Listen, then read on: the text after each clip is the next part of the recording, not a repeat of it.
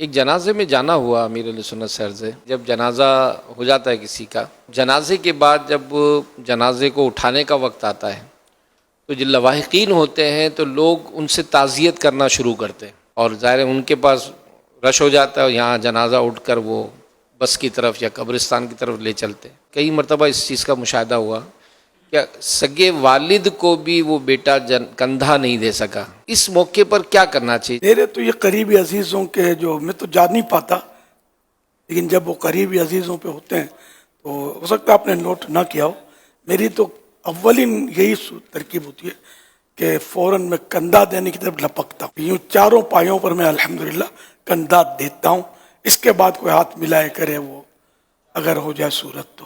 ظاہر ہے کہ یہ ایک مخصوص عبادت ہے جو مخصوص موقع پر ہی ملتی ہے، اس لیے پہلے تو اسی کی حرص ہونی چاہیے. بڑا ثواب ہے جو جنازہ لے کر 40 قدم چلے، اس کے 40 کبیرہ یعنی بڑے گناہ مٹا دیے جائیں گے. نیز حدیث پاک میں جو جنازے کے چاروں پایوں کو کندھا دے، یعنی چاروں لکڑیاں جو نکلی ہوتی ہیں چاروں طرف، ان کو جو کندھا دے، اللہ پاک اس کی حتمی یعنی مستقل مغفرت فرما دے گا. اس لیے پہلے کندھا دے لیا جائے تاکہ یہ نہیں کہ جنازہ بس تک پہنچ جائے یا منزل تک پہنچ جائے اور آپ ملاقاتوں میں مشغول رہیں.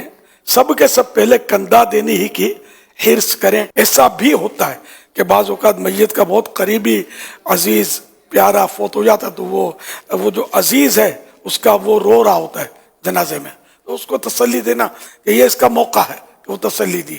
اور تسلی دینا کیا زیادہ رلانا، یہاں یہ ہوتا ہے اس کو تسلی دیتے ہیں اور روتا ہے اور روتا ہے. اب رونا بھی مفید ہوتا ہے کہ اگر غم ایک دم اندر جم گیا تو اس سے بھی مختلف امراض پیدا ہوتے ہیں. لوگ ہیں طرح طرح کا ذہن ہوتا ہے تو آوازیں لگاتے ہیں، دو قدم دو قدم دو قدم. تو اگر آواز ہی لگانی ہے تو 10 قدم 10 قدم 10 قدم یہ لگائی جائے. جنازے پر کندھا دینے کا طریقہ یہ ہے کہ پہلے میت کا سیدھا کندھا، سیدھے ہاتھ کی طرف سیدھے کندھے کی طرف جو پایا ہے، اس پائے کو جو وہ ڈنڈا نکلا ہوا ہے اس کو اپنے سیدھے کندھے پر رکھے، رائٹ شولڈر پر رکھ کر یہ 10 قدم یہ چلے گن کے، ٹھیک ہے نا، 10 اسٹیپس یہ چلے. اندازے سے ہو جاتا ہے اگر آدمی اندازے سے گنے نا.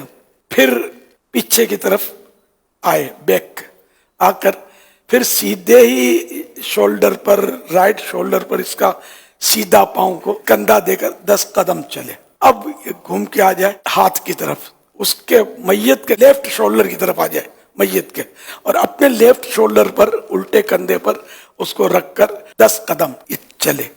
پھر پیچھے آ جائے اور اس کے الٹے پاؤں پر اپنے الٹے کندھے پر رکھ کر 10 قدم چلے.